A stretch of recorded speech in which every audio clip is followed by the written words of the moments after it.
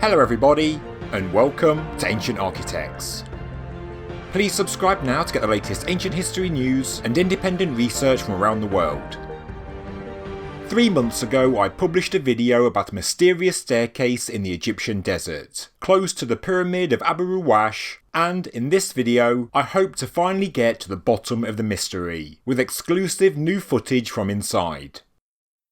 To give some quick background, this staircase was brought to the world's attention by researcher Antoine Gigal, and then to a wider audience by the Mystery History channel. In a video, Gigal points out the vertical walls in a very narrow space. She shows the regular steps and the incredible depths you can reach. There look to be just rubble at the bottom, and on her website, she says there is a pool of dark muddy water. When she went to the site, Gigal's guide called the site a Roman well, but she thought it looked different to the Roman wells she had seen in Italy, Spain or even Egypt. She was unconvinced by the explanation and speculated it felt more like an entrance into an underground network of tunnels, and she says that this was an idea that was confirmed when seeing 2 vertical shafts further on. Gigal next pondered the idea whether it could be the entrance to a new serapeum-like structure, and she says that the orientation of the staircase even lines up with the sacred city of Sais on a map. At first, I didn't even know where the staircase was. It seemed to be some big secret. Why, I don't know. I couldn't find a specific location on Gigal's website, and Mystery History said it was on the Giza Plateau. It was of course at Abu Ruwash, home of Djedefre's now destroyed pyramid. To find the staircase on Google Maps, search for Dome International School and it is located just to the south. It is almost directly north of the pyramid. We are told that the Romans dismantled this pyramid for its building stone, and as we can now see it is an utter ruin. I ended my previous video on this subject by giving some background on Abu Ruwash. Like the Giza Plateau, this region has a history going all the way back to the early dynastic times. There is a cemetery from the 1st dynasty, burials from the 4th, 5th and 6th dynasties, and we also know that the Greeks and the Romans were on site as well. I concluded that I could not find anything more about this site, and I made a call for any further information. Well, somebody who wishes to remain nameless answered the call, and they actually went further than I imagined. Using the location I discovered on Google Maps, they actually visited the site, which is apparently in a restricted military zone. Thankfully, they filmed their visit, and they gave me the footage to show the Ancient Architects viewers, something I'm extremely thankful for. This person is an independent researcher, and as well as the footage, they also gave me their valid and plausible interpretation of the site, something which, in my opinion, is actually quite accurate. But before we get to that, let's roll the footage. So, as you can see, they located the Dome International School I identified on Google Maps. And here we are, just south of the Dome International School, and we're about to reach the square pit that has been sunk into the limestone bedrock, just beyond the staircase.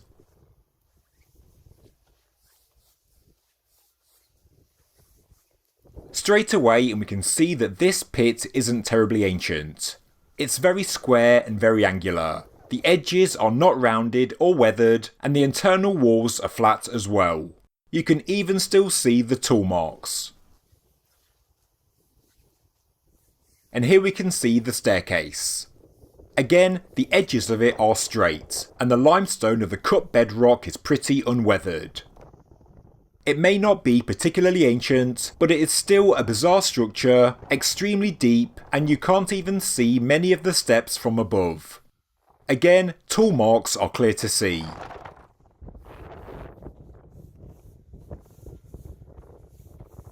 As they walk the length of it, we can really get a feel for just how big it really is. And although it's only limestone, it's still an incredible feat.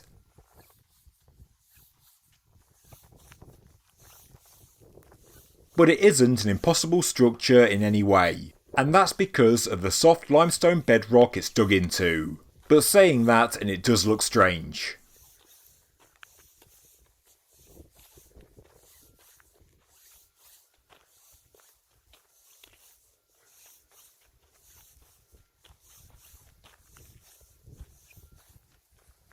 Pause it there, and you can see the Pyramid of Djedefre to the south once again, giving viewers an idea of the position of the staircase in the landscape.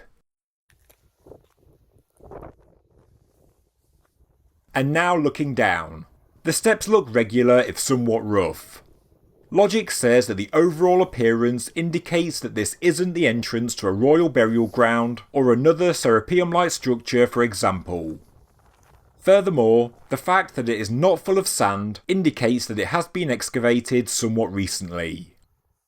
Looking back through Google Earth, and the staircase was still covered by sand as recent as 2003. This, together with the fact that it isn't roped off or guarded, indicates that this site isn't one of ancient and priceless importance to the history of Egypt. If it was, I actually imagine it might have been open to the public, or at least more widely spoken about, due to the need to encourage tourism into the country. Again, we can see just how fresh the walls look. We can see small fossil shells sticking out of the limestone wall. Now they've changed their camera to vertical, to give us a full picture of the bottom. Rubbish has blown in, but we can see the bottom of the staircase. I can't see any water, but there is a back wall. It doesn't look like it's an entrance to a cave system. Zooming in, and rubble and rubbish litters the bottom, and actually, this looks like it could well be some water. As we can see, there is a block covering the roof at the very end. They didn't walk any further, as the staircase is unsafe and covered with sand and rubble, and for safety reasons I'm glad they didn't if that is water at the end. So, back out, and once again we can see tool marks on the walls.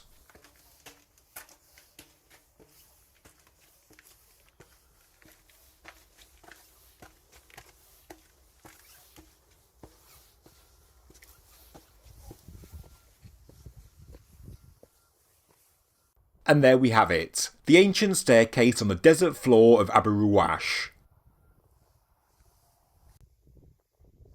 And there is the pit directly in front. This angle is interesting, as we can see that there are clear steps cut into the shaft, for somebody to get up and down, large enough to get hands and feet in, and clearly not very old in my opinion. And there we go, that's the end of the footage.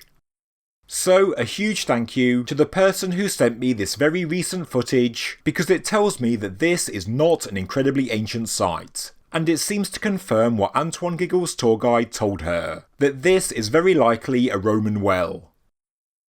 The person who filmed the footage is also an open-minded researcher who has been to many sites across Egypt and investigated them firsthand, and they offered me their opinion, saying it definitely looks Roman. And that's an opinion of somebody who has investigated Old Kingdom, New Kingdom, Ptolemaic, Roman and so on. Of course, we can't radiocarbon date a structure dug into the bedrock, and some people may disagree with the interpretation, but the sharpness of the structure implies it's not terribly ancient. I've also been told there are similar Roman wells in Egypt, and of course, an official tour guide said that this was a Roman well. Thinking logically, it has clearly been excavated quite recently, and we can see no tunnels leading from the bottom of the staircase. If it was something important and incredibly ancient, I would expect the structure to be either protected, cordoned off, or even filled in. It's been left open, and if you get to the bottom there is nothing to see. I think I can see water at the bottom, although it is hard to tell, but the Roman well interpretation does fit the evidence. Antoine Gigal also saw water at the bottom as well. The steps lead down to the water level, which would have always been changing due to seasonal variations. Whether the water level rose or fell, the deep staircase meant that water could always be accessed, and we know for a fact that the Romans were at Abu Ruwash in great abundance. The shaft beyond the stairs has sections cut out but hands and feet in, meaning it required access. You generally don't see this on the very ancient burial shafts, implying that this was something functional, and I think it is simply a well shaft. For me now, this mystery is case closed, and it is thanks to another enthusiastic investigator I can end this line of study. Some things in ancient Egypt are truly magical. They do provoke wonder and intrigue, and on the surface, this does seem like one of those mysteries, but I think that this does have a simple explanation. As always, I'll keep an open mind and will always listen to any different ideas or interpretations you might have, so please do leave a comment below. Thank you very much for watching this episode of Ancient Architects. If you enjoyed the video, please subscribe to the channel, please like the video, and please leave a comment below. Thank you very much.